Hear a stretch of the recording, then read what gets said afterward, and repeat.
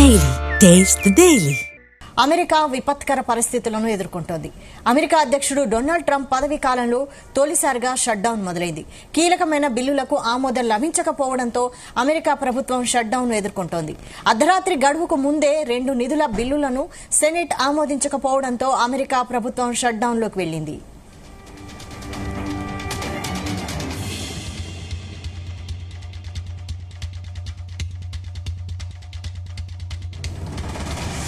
ప్రస్తుతం చట్టసభ సభ్యుల్లో రాజీ సూచనలు కనిపించడం లేదు. అమెరికాలో షట్ డౌన్ మొదలైతే ఎంతకాలం కొనసాగుతుందో చెప్పలేమంటున్నారు. 1981 నుండి అమెరికా ప్రభుత్వం 15 సార్లు మూతపడింది. 2018 నుండి 19 మధ్య దాదాపు 35 రోజుల పాటు మూతపడగా నాడు ట్రంప్ అధ్యక్షుడిగా ఉన్నారు. అమెరికా చరిత్రలోనే అది సుదీర్ఘమైన షట్ డౌన్. 2013లో వందల కొద్ది పార్కులు, మ్యూజియంలు, ఇతర ప్రదేశాలను మూసివేశారు. అయితే 2018లో జరిగిన షట్ డౌన్ తో ఈసారి కాస్త తీవ్రత ఎక్కువగా ఉండొచ్చని భావిస్తున్నారు.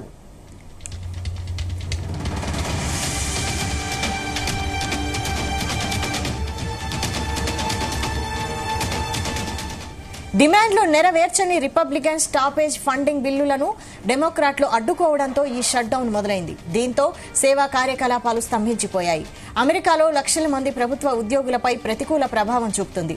ఈ షట్ డౌన్ వల్ల వెంటనే ఆర్థిక ప్రభావం పడకపోయినా దీర్ఘకాలంగా కొనసాగితే మాత్రం ఆర్థిక వృద్ధి మందగిస్తుంది, మార్కెట్లకు అంతరాయం కలిగిస్తుంది. నేషనల్ పార్క్ సర్వీసులు మూతపడతాయి. ఇవన్నీ ప్రజల విశ్వాసాన్ని దెబ్బతీస్తాయి.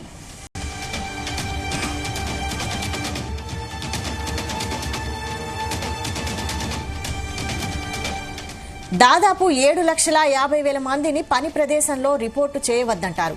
మిలిటరీ, ఎయిర్ ట్రాఫిక్ కంట్రోల్ వంటి విభాగాల్లోని లక్షల మంది సిబ్బంది మాత్రం అత్యవసర సేవలు కొనసాగించాల్సి ఉంటుంది. వీరితో సెలవుల్లో కూడా పని చేయించుకుని చెక్ ఇవ్వని పరిస్థితి ఉంటుంది. షట్ డౌన్ ముగిశాకే వారికి పాత వేతనాల చెల్లింపులు జరుగుతాయి.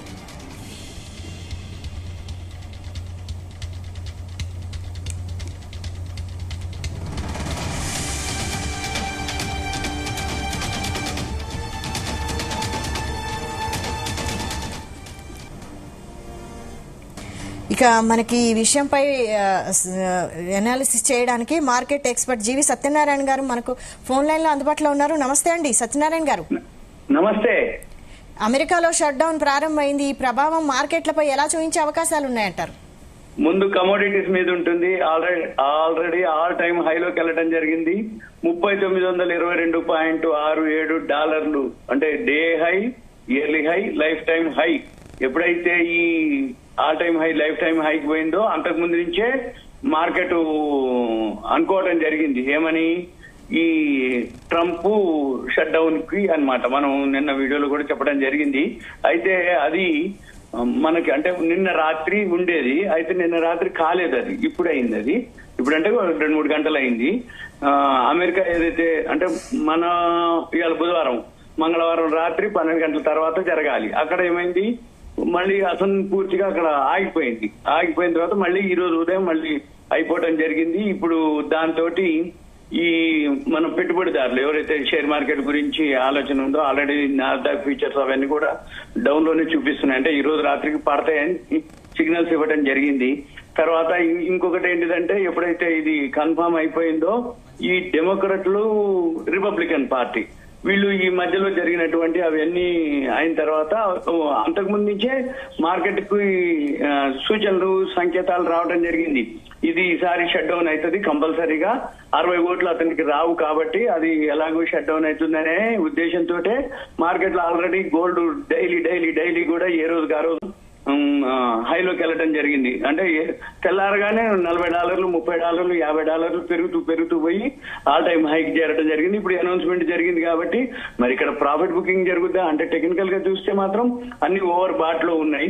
మరి టెక్నికల్ గా అయితే మాత్రం ఎక్కడో ఒక దగ్గర కరెక్షన్ అయితే రావాలి. కానీ ఈ న్యూస్ తోటి ముందే అయింది కాబట్టి ఇవాళ కూడా ఇప్పుడు కూడా పెరగడమే జరిగింది. ఎప్పుడైతే ఈ అంటే రిపబ్లికన్ పార్టీ ఏదైతే డెమోక్రాట్ల మధ్యలో జరిగిందో ఇది ఇప్పుడే కాదు. ఈ షట్ డౌన్ అనే రీజన్ ఏంటిదంటే జనరల్ గా మనకంటే ఎలక్షన్స్ అయిపోయినాక మళ్ళీ 5 ఏళ్ల దాకా ఇంకేముండదు ఇక. కానీ అమెరికాలో అలా కాదు. ప్రతి సంవత్సరం ఒకసారి ఇది ఇటువంటి కార్యక్రమం పెడతారు. అప్పుడు ఏమైందంటే ఏదన్నా వ్యతిరేకంగా కానీ ఉన్నదనుకోండి, ఆటోమేటిక్ గా షట్ డౌన్ అయితే అంటారు. అంటే ఇది ఒక బెనిఫిట్ అన్నమాట. ఎందుకంటే ఇప్పుడు ట్రంప్ ఎప్పుడైతే గెలవడం జరిగిందో డిసెంబర్ నుంచి ఈ 10 నెలల కాలంలో, అంటే డిసెంబర్ అది పోయినా మళ్ళీ 9 నెలల్లో ప్రపంచ వ్యాప్తంగా అందరితోటి, అంటే ప్రపంచ దేశాలతోటి, అక్కడున్న వాళ్ళతోటి కానీ, ఎంప్లాయీస్ అనుకోండి కానీ, ప్రతి వాళ్ళతోటి కూడా ఏదో ఒకటి ఎగనెస్ట్కునే ఉంది. అందుకని ప్రపంచ దేశాలు అక్కడ కోర్టులో ఫైల్ చేయటం, అక్కడ వాడు కూడా ఇతనికి సపోర్ట్ లేకపోవటం, ఇతను జాయిన్ అయిన రోజు, అంటే ఎప్పుడైతే ట్రంప్ ప్రమాణ స్వీకారం చేసిండో ఆ రోజు నుంచే ఆ ఒక్క ఫస్ట్ రోజునే జో బైడెన్ మీద ఏవైతున్నాయో 100 జీవోలన్నీ రద్దు చేయటాలు అవన్నీ అప్పటి నుంచి నడుస్తూనే ఉంది. చివరికి ఇప్పుడు అవకాశం వచ్చింది అమెరికా వాళ్ళకి మళ్ళీ ఈ షట్ డౌన్ కి. అందుకని ఆటోమేటిక్ ఇప్పుడు ఇది ఇవాళే కాదు, 1981లో ఒకసారి జరిగింది. ఇది 15వ షట్ డౌన్. ట్రంప్ హయాంలోనే 2 సార్లు జరగటం అనమాట. అంటే అలా ఉంటాడు అనమాట ట్రంప్ విషయంలో. అయితే మళ్ళీ ఆయన్ని ఎన్నుకోవడం జరిగింది. మళ్ళీ ఇప్పుడు ఆయన రెండోసారి. ఇప్పటికీ ఇక ఈ ప్రభావం ఏదైతే ఉందో షేర్ మార్కెట్ మీద ఉంటుందనే ఉద్దేశంతో షేర్ మార్కెట్ ఫాలో అవడం జరిగింది. కమోడిటీస్ మీదకి ఎప్పుడైతే పోయిందో గోల్డ్ సిల్వర్ బాగా పెరగడం జరిగింది. దీంతో ఇప్పుడు ఆయన అంటే ఈ అవకాశాన్ని ఆయన ఆల్రెడీ సమాఖ్య కార్మికులు తొలగిస్తామని కూడా రాత్రి బెదిరించడం జరిగింది. ఇప్పటికే ఒక 10,000 మందిని తొలగించారు. ఇంకా 150,000 మందికి పైగా కార్మికుల్ని ఫెడరల్ పెరోల్ మీద విడిచిపెడతారట. అది విడిచిపెట్టనున్నారు. అయితే ఇది 80 సంవత్సరాల్లో ఇది ఒక పెద్ద అన్నమాట. అంటే ఇటువంటి ఇష్యూ రావటం, ఈ ప్రతిష్టంభన నుంచి బయటపడడానికి ఇప్పుడు అంటూ ప్రజెంట్ మార్గాలు వెతుకుతున్నారు. అయితే ఇది తీవ్రమైనటువంటి, అంటే రాజకీయ విభేదాల దృష్ట్యా అంతకుముందు జరిగినటువంటి బడ్జెట్ మూసివేతల కంటే ఈ మూసివేతకు కొంచెం ఎక్కువ కాలం కొనసాగొచ్చు అనేది కూడా ఉన్నది అపోహలు మార్కెట్ లో. ఇవన్నీ కూడా మనకు రాబోయే రోజుల్లో ఒక్కొక్కటి తెలుస్తూ ఉంటుంది. అయితే ఇప్పుడు ట్రంప్ ఎప్పుడైతే ఫస్ట్ అధికారంలోకి రావడం జరిగిందో, ఫస్ట్ సరిహద్దు భద్రతకు సంబంధించిన వివాదంలో, అంటే అమెరికా చరిత్రలో అత్యంత పొడవైన ప్రభుత్వ షట్ డౌన్ డిసెంబర్ 2018లో ఒకసారి జరిగింది. మళ్ళీ జనవరి 2019లో 35 రోజుల పైగా షట్ డౌన్ కొనసాగింది అనమాట. ఈ షట్ డౌన్ ఏదైతే ఉందో, అంటే శుక్రవారం నిశ్చితంగా పరిశీలించిన తర్వాత సెప్టెంబర్ ఉపాధి నివేదిక విడుదలను నిలిపివేసే అవకాశం ఉందని, విమాన ప్రయాణాన్ని నెమ్మదిస్తుందని, శాస్త్రీయ పరిశోధనలు నిలిపివేయవచ్చు అని, యుఎస్ దళాల నుండి జీతాలు నిలిపివేయవచ్చు అని, మరియు రోజువారీ ఖర్చు $400 మిలియన్ 7,50,000 మందికి ఈ కార్మికులను కూడా తొలగించవచ్చు అనేది ఉంది. చాలా మందికి ఆల్రెడీ ఇప్పుడు కొంతమంది విఆర్ఎస్ తీసుకొని వెళ్ళిపోవడం జరుగుతుంది. అయితే ఇవన్నీ కూడా యుఎస్ ఫ్యూచర్స్ మీద ఉంటుంది ఎఫెక్ట్. అంటే అమెరికా ప్రభుత్వం మూతపడటం, ఆర్థిక వృద్ధిపై దాని యొక్క ప్రభావం ఉండటం, పెట్టుబడిదారులు అంటే షేర్ మార్కెట్ ఆందోళన చెందటం, ఇవన్నీ కూడా స్టాక్ ఫ్యూచర్స్ మీద, స్టాక్ మార్కెట్ మీద ఎఫెక్ట్ పడుతుంది. ఇప్పుడు షార్ట్ సెల్లింగ్ ఎక్కువ జరుగుతాయి, ఎందుకంటే ఫ్యూచర్స్ మార్కెట్ ఉంటుంది కాబట్టి. మళ్ళీ దీంతో పాటుగా ఈ షట్ డౌన్ తోటి మళ్ళీ ఇప్పుడు ఈ నెలలో, అక్టోబర్ నెలలో వడ్డీ రేట్ల డిసిషన్ ఉంది. అది మొన్ననే 25 పైసలు తగ్గించడం జరిగింది. మళ్ళీ ఇప్పుడు తగ్గిస్తారా లేదా, మళ్ళీ దాని మీద కూడా ఒక అపోహన ఉంది. ఎందుకంటే ప్రభుత్వం ఉన్నప్పుడు వడ్డీ రేట్ల డెసిషన్ కానీ ఏదైతే ఉందో సాఫీగా ఉంటుంది. మరి అది ఇంకా టైం ఉంది, మళ్ళీ అప్పుడు ఏం చేస్తారు అనేది ఉంది. ఈ లోపల మనం ఎంతసేపటికి దీని గురించిగా, అంటే భవిష్యత్తులో వడ్డీ రేట్లు హెచ్చరికలు ఏవైతే ఉన్నాయో, అంతకు ముందు అనౌన్స్ చేసింది ఏదైతే ఉందో ఇప్పుడు ఉండొచ్చు తర్వాత ఇక మళ్ళీ ఏమైతుంది అనేది ఉంటుంది. తర్వాత మెయిన్ ఏంటిదంటే ఈ ఇప్పుడు దీంతో ప్రపంచ దేశాలంతా కొంచెం ఉంటుంది. మళ్ళీ ఇప్పుడు సుప్రీంకోర్టు, అంటే అక్కడ అమెరికాలో కోర్టు ఏదైతే ఉందో డెసిషన్ ఉంది. ఇప్పుడు ఇది కనుక జరిగింది అనుకోండి, మళ్ళీ ట్రంప్ కి అన్ఫేవర్ గానే వస్తుంది ఆ జడ్జిమెంట్ కూడా. అంటే ఆటోమేటిక్ గా మళ్ళీ ఈ సుంకాలు, టారిఫ్లు, ఈ గొడవలు అన్ని ఏముండవు, మళ్ళీ మామూలుగా అయ్యే అవకాశాలే ఉంటాయి అనమాట. కాబట్టి ఇదంతా కొంత టైం తీసుకుంటది. కాకపోతే ఇదొక మనకి శుభసూచకం అనమాట. ఏది ఇటువంటి అన్ని జరగడం ఇప్పుడు ట్రంప్ మీద ఒకళ్ళు కాదు, అందరికీ కూడా ఒక విధమైన ఉంది. మనమే కాకుండా ప్రపంచ దేశాలు అంతే ఉన్నాయి.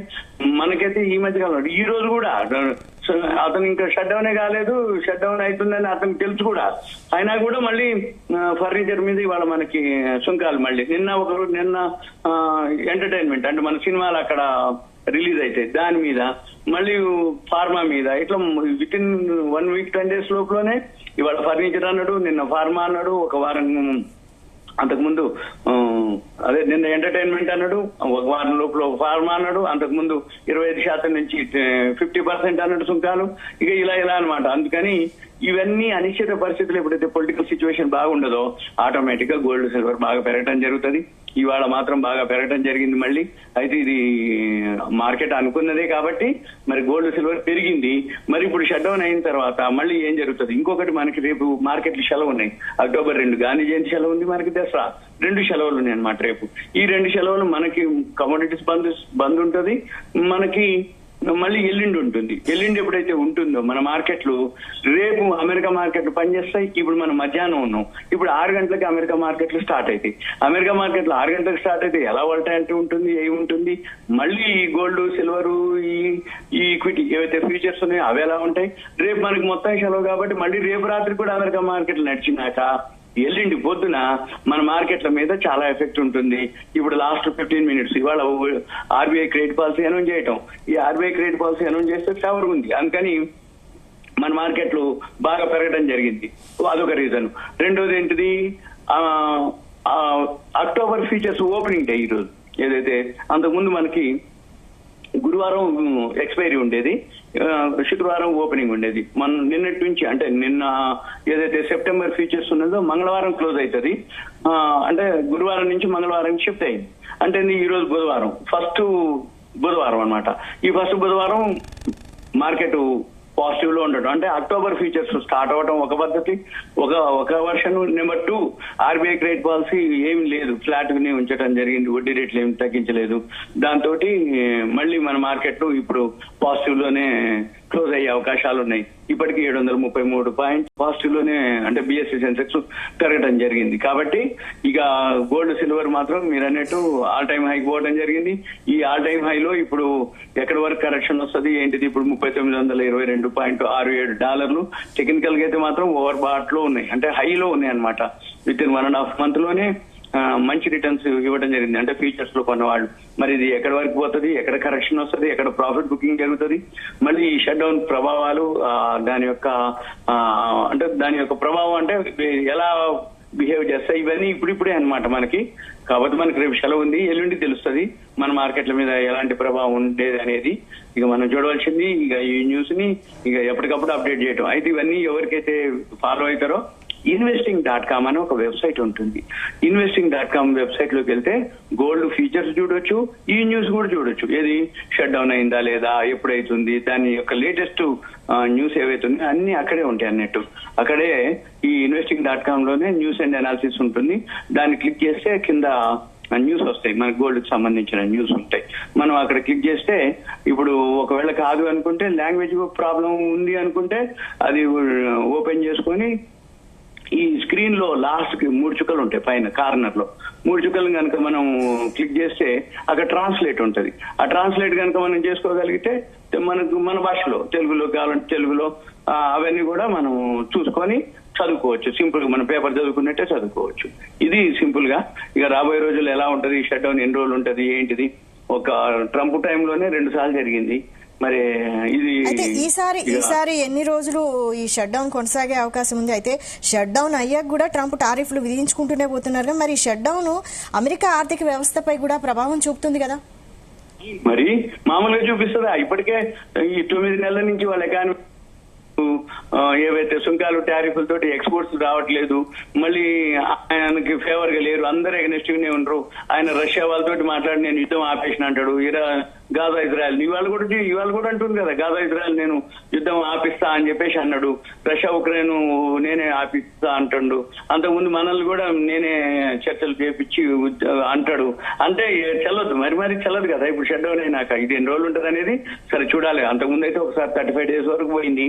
ఈసారి 35 days ఉంటుందా, ముందే ఉంటుందా, ఇంకా ఎక్కువ అవుతుంది అనేది ఇక రాబోయే రోజుల్లో మనం చూడవలసిందే తప్ప ఇక మనం వీలైనంత వరకు ఇది అప్డేట్ చేస్తూ డైలీ ఒకసారి ఒక 5 minutes దీని మీద మనం అప్డేట్ చేస్తూ ఉంటే కొన్నాళ్ళకి ఎక్కడో ఒక దగ్గర మనం గెస్ చేయడం తప్ప చేసేది లేదు. ఎందుకంటే మనం ఇండియా వాళ్ళం అదో అమెరికాలో జరుగుతుంటుంది. అమెరికాలో ఏం జరుగుతుంది ఏంటిది అనేది మనకు ఆ న్యూస్ తోటి ఆ వెబ్సైట్లలో వచ్చినటువంటి ఇన్ఫర్మేషన్ ఆ అప్డేట్ లేటెస్ట్ చూసుకొని చెప్పడం తప్ప మనం అంటూ మీరు అన్నట్టు జరుగుద్ది. ఇప్పుడు ఇవన్నీ ఎంతవరకు ఏంటిది అనేది అంటాడు. ఇప్పుడు అంతెందుకు ఇవాళ ఉదయం కూడా మన ఇండియా మీద ఫర్నిచర్ మీద అప్పుడే సుంకాలు వేసిండు. ఆయనకు తెలుసు నిన్న నుంచి నడుస్తూనే ఉంది. నిన్న నుంచి కాదు, ఎప్పుడైతే ఈ చట్టసభల సమావేశాల్లో 60 ఓట్లు రావాలి లేవు అనేది అతనికి తెలుసు. అయినా కానీ ధీమాగా ఉంటూ ఆయన ఏం చేసిండు, కంటిన్యూగా చెప్తూనే ఉంటూ ఆల్రెడీ వరల్డ్ అంటే ప్రపంచ దేశాలన్నీ కూడా ఇతనికి ఏం గెలవడు, ఓడిపోతాడు అనే ఉద్దేశంతో గోల్డ్ ని సిల్వర్ ని పెంచుకుంటూ పోతూనే ఉంటూ వీళ్ళదే క్లిక్ అయింది. చట్టసభ సమావేశాల్లో ఆయన విన్నర్ కాలేకపోయిండు, అందుకని షట్ డౌన్ అయిపోయింది గవర్నమెంట్. అయితే అమెరికాలో షట్ డౌన్ భారత్ కు లాభమా నష్టమా? అంటే లాభమే మనకే కాదు, ప్రపంచ దేశాలన్నిటికీ లాభమే. ఎందుకోసము ఇప్పుడు కాకపోతే గోల్డ్ సిల్వర్ అవి కమోడిటీస్ లో పాజిటివ్ ఉన్నాయి, కానీ అందుకని ఈ షట్ డౌన్ జరిగినప్పుడు ఏమైతుంది, ఈ సుంకాలు టారిఫ్లు ఇవన్నీ ఏవైతే చర్చలు ఉన్నాయో అన్ని ఇప్పుడు ఇక దీని మీద ఉండదు. ఏమన్నా ఉంటే పాత ఏమన్నా ఉంటాయి, లేకపోతే ఇక అంటే ఇవన్నీ క్లోజ్ అయిపోతాయి. అంటే నా ఉద్దేశ ప్రకారం ఇవన్నీ ఉండకపోవచ్చు. ఇక నువ్వేం చేస్తాయి బాబు మేల్కుంటూ అని అంటారా, మరి ఏం చెప్తుంది ఆ కోర్టు డెసిషన్ ఏం చెప్తుంది? కోర్టు కూడా మనకే ఫేవర్ రావచ్చు, ఎందుకంటే ప్రపంచ దేశాలన్నీ ఆల్రెడీ అతని మీద అంటే ట్రంప్ ఇలా చేస్తున్నాడు అని వేయడం జరిగింది.